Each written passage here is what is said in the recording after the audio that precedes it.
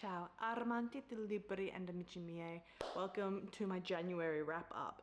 I haven't read more than 3 or 4 books in the last couple months. Excluding December, I read 15 books, but new year, new me, we're doing wrap ups now. I'm just getting up my Fable app because I use Fable now. Again, new year, new me. I read 7 books in January. I read 3 fantasy, 2 sci-fi, 1 classic, 1 historical fiction, and 1 short story.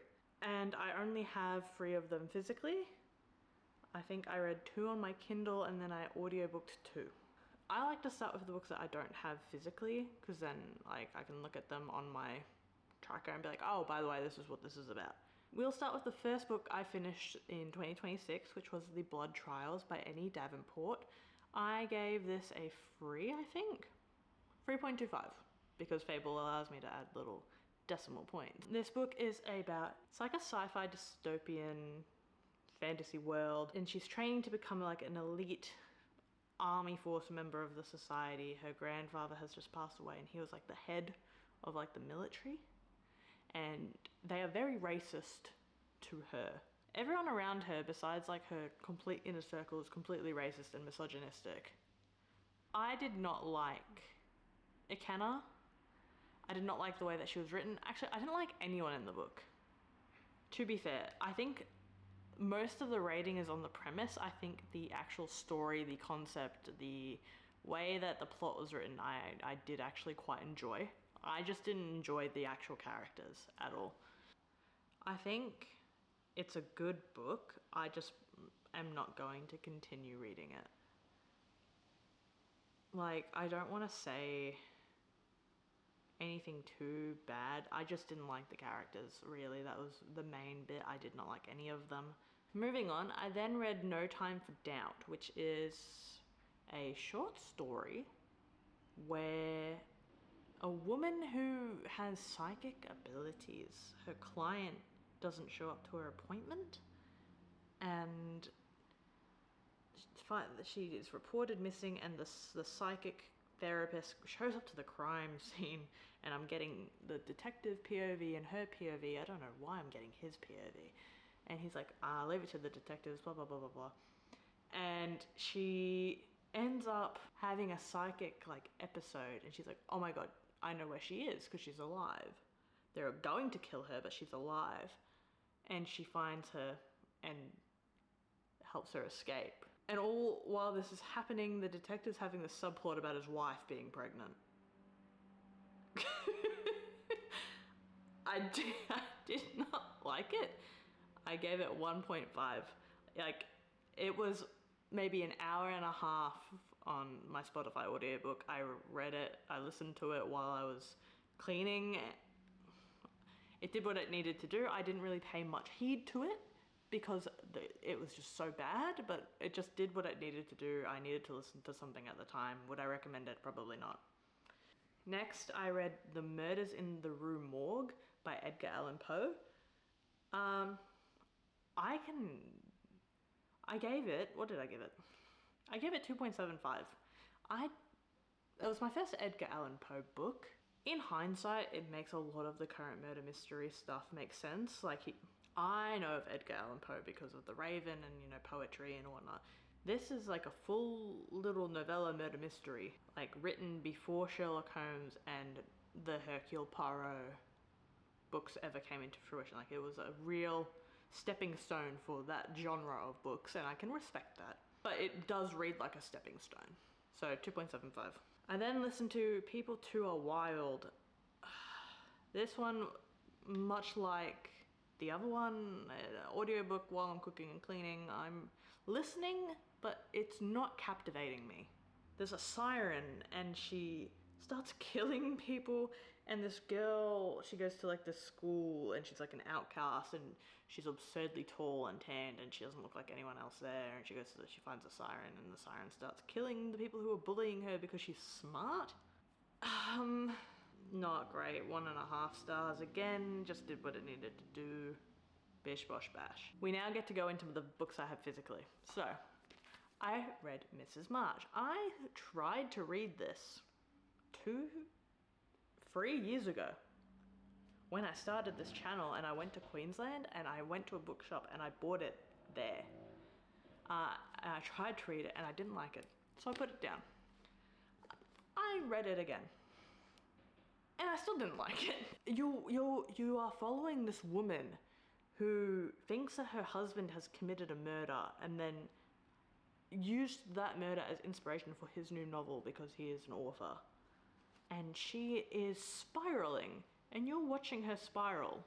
She's fully just like not present in the current stage of reality, and everyone around her is concerned for her.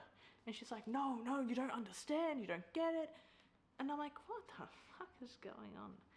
And she's referred to only as Mrs. March the entire time. She's like, Mrs. March went for a walk. Mrs. March saw a cockroach in her bedroom. Mrs. March looked at the pest inspector guy like he was a fucking idiot because he couldn't find any cockroaches, and Mrs. March swore that there were cockroaches everywhere. Mrs. March, Mrs. March, Mrs. March. I know that she's Mrs. March. I know that. Why can't we give her a name? Why does... And I think, I don't know if it's like intention for her whole personality to be Mrs. March, like wife of Mr. March.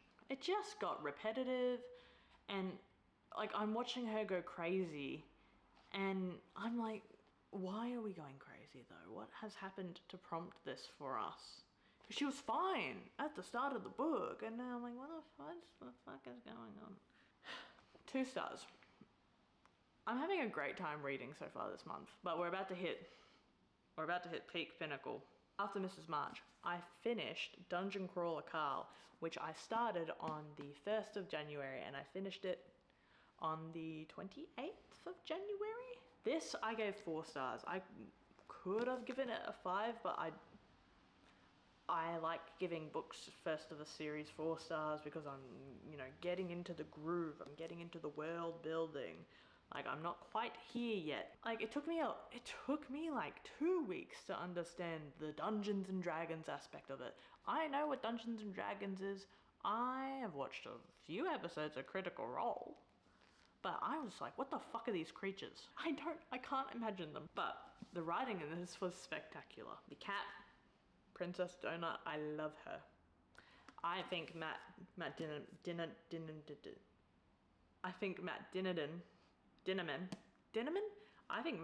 has done a great job in this book. I can't lie to you. I really did enjoy this book. I would actually recommend it, especially if you're a little bit of a nerd. If you play video games, like, this is a great book. Even if you don't, I suppose it's still a great book, but you might be in the trenches like I was, trying to grasp the whole Dungeons and Dragons aspect of it.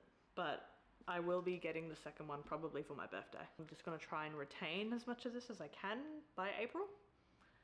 But they are actually all on Kindle Unlimited as well. I just prefer to have the physical token. And this cover is like stunning as well, by the way. This is probably like the book that I would recommend the most out of everything that I've read in January. I can't lie. And then the last book I read in January, this is being filmed on the 1st. I finished this book last night on the 31st. The Nightingale by Chris and Hannah. This book has been through hell and back because I started reading it in August. I finished it last night. Did I cry? No, I did not actually. Because I knew what was happening at about here. I had this much left and I knew what was gonna happen, so I had already prepared myself for this bit before it happened. So I was surprisingly okay. I can't lie though, this first bit gave me anxiety, which is weird because it is a historical fiction. I know what happened in World War II. So it's not like I had suspense anxiety. I knew what happened. So I don't know why it made me anxious. So I put it off because I don't want to feel that while I'm reading. And then I bit the bullet and I finished it, and then the feeling went away. I don't know what it was. Although, like, as someone who has a sister, this was pitched to me as like, oh, you're gonna like call your sister and tell her that you love her, blah blah blah blah blah. I mean, I don't know what everyone's relationship with their sister is, but honestly, both of the characters were likable. I think they were really fleshed out characters. They were like, they very well could be real people. You know what I mean? Like they started off as something, and then because of the war they became something else, and you got the perspective the whole time, and it really does just kind of mold them